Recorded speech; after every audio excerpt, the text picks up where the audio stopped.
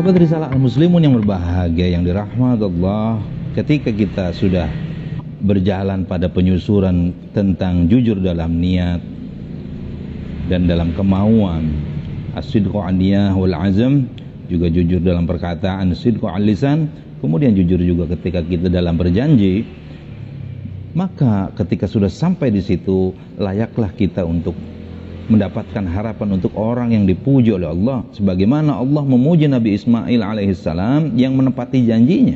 Wadhkur fil kitabi Ismail innahu kana shadiqal wa'di, dan ceritakanlah Muhammad kisah Ismail dalam kitab Al-Quran bahwa dia benar-benar seorang yang menepati janjinya. Wa kana rasulan nabiyya, dan dia adalah rasul serta nabi. Terminal berikutnya adalah terminal muamalah, jujur dalam bermuamalah, sidq al-muamalah.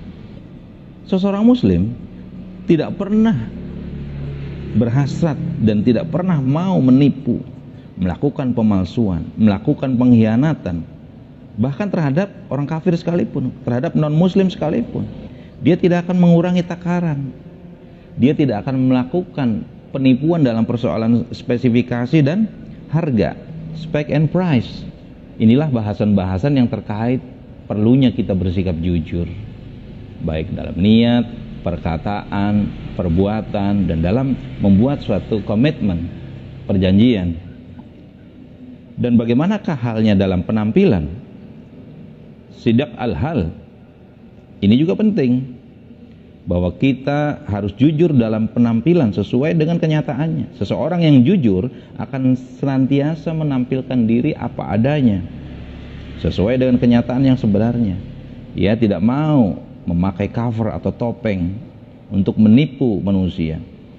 Dia tidak mau menggunakan baju kepalsuan. Dia tidak akan mengada-ada dan tidak menampilkan diri secara berlebihan. Ia akan tampil apa adanya, bersahaja.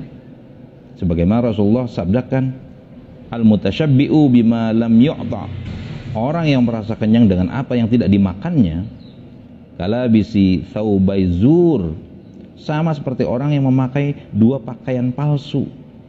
Sahabat Ram, subhanallah, gejala ini banyak terjadi di alam global village ini, kampung besar ini, di mana media sosial menjadi suatu alat untuk mengekspos diri, baik dalam urusan apapun.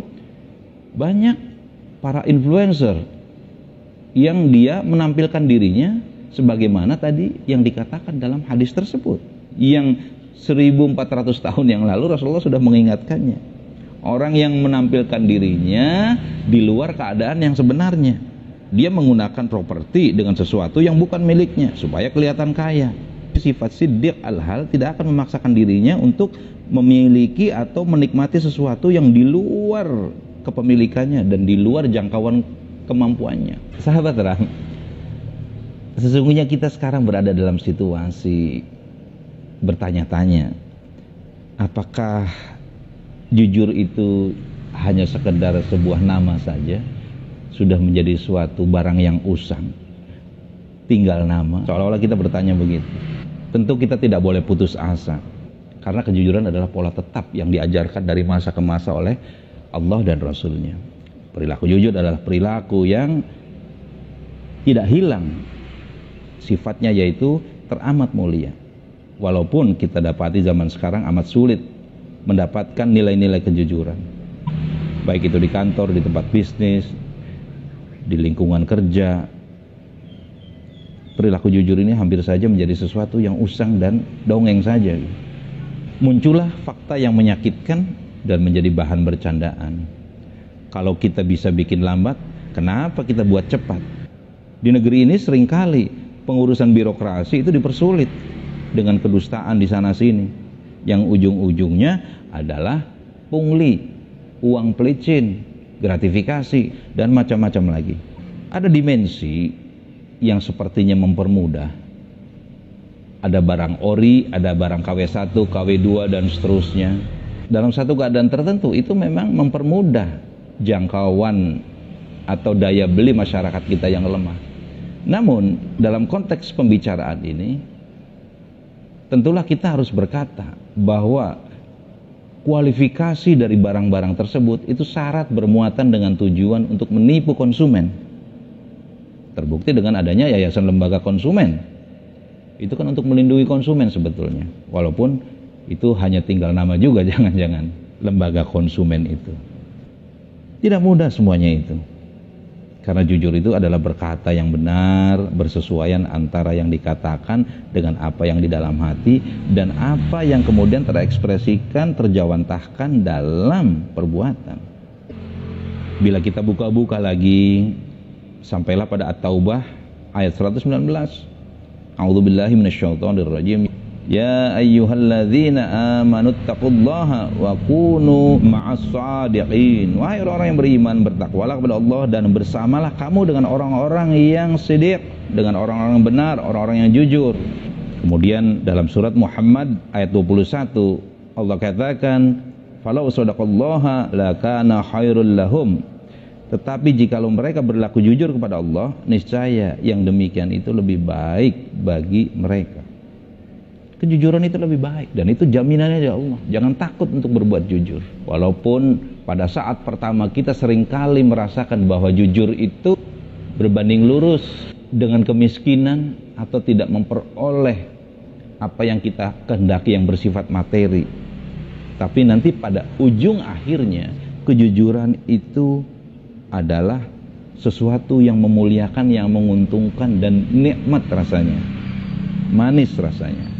Putra dari Ali bin Abi Thalib, yaitu Al-Hasan bin Ali, meriwayatkan sebuah hadis, da'ma yaribuka ila ma la yaribuk.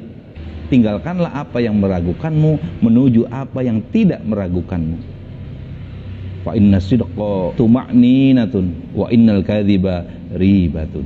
Sesungguhnya kejujuran lebih menenangkan jiwa, sedangkan dusta itu akan menggelisahkan jiwa kita.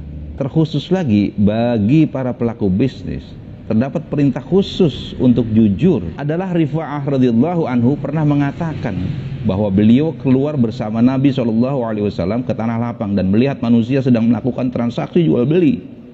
Lalu Rasulullah menyeru, wahai para pedagang. Ketika diseru, orang-orang pun menoleh dan memperhatikan teriakan Rasulullah tersebut.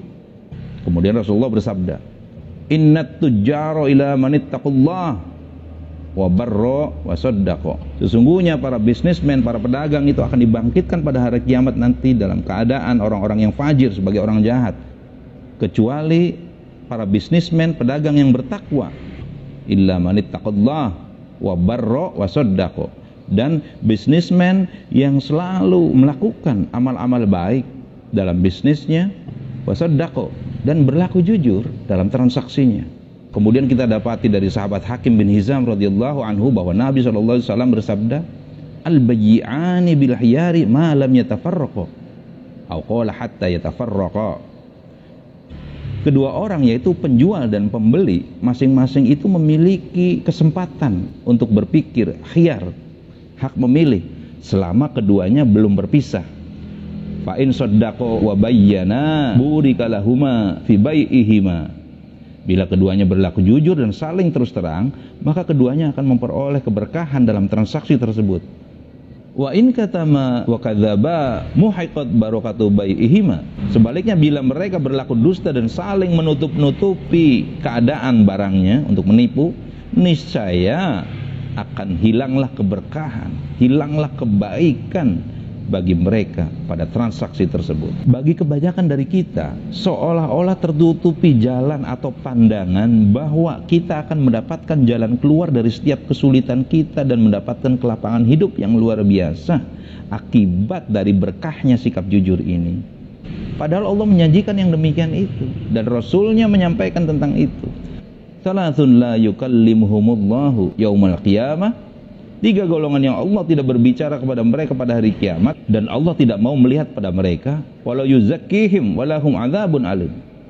Allah tidak mensucikannya dan Allah akan memberikan kepadanya siksaan yang pedih. Yaitu diantaranya al-mannanu, orang yang mengungkit pemberiannya kepada orang lain. Memberi tapi sambil mengungkit dan sambil menyakiti serta membuat syarat-syarat tertentu di luar syariat. Kemudian al-musbilu izarahu, orang yang melabuhkan kainnya melebihi mata kaki. Maksudnya dalam hadis lain diterangkan bahwa orang yang sombong. Kemudian wal munafiqu sil'atuhu bil halafil kadhibi, dan orang-orang yang menjual barangnya dengan sumpah-sumpah yang dusta. Makanya sikap transparansi adalah suatu hal yang diajarkan juga oleh Rasulullah SAW. Rasulullah begitu mencela orang yang tidak transparan dan menyembunyikan aib barang dagangan mereka. Spesifikasinya dan cacat celanya ditukar sedemikian rupa keadaannya untuk menipu. Sebagaimana dalam hadis Abu Hurairah berkata, anna Rasulullah sallallahu alaihi wasallam marra ala subrati tu'amin fa adkhala yadahu fiha fanalat asabihu balalan. Rasulullah SAW pernah melewati setumpuk makanan, lalu beliau memasukkan tangannya ke dalamnya, kemudian tangan beliau menyentuh sesuatu yang basah. Qala, maka beliau pun bertanya, ma hadza ya sahibat tu'ami, apa ini wahai pemilik makanan? Qala asabathu sama'u ya Rasulullah.